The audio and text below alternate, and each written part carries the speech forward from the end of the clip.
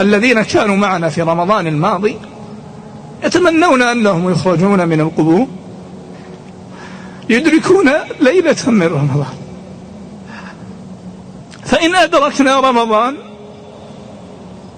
وأنعم الله علينا أن ندرك رمضان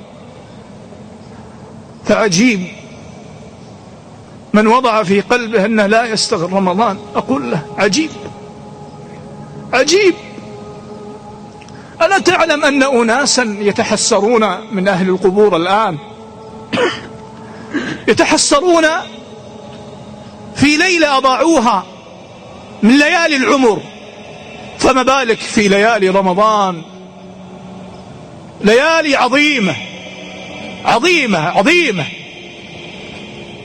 ما يعرفها إلا من فقدها، ما يعرفها إلا أهل القبور.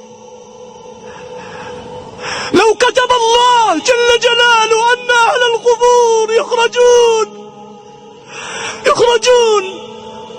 لقالوا لكل واحد منا الآن لا تضيع ثانية من رمضان، ليس يوما ولا يومان ولا ثلاثة ولا 4 ولا 5، ثانية من رمضان، لأنهم عظموا هذا الشهر المبارك، وقبل أن يعظموا هذا الشهر عظموا الله في قلوبهم.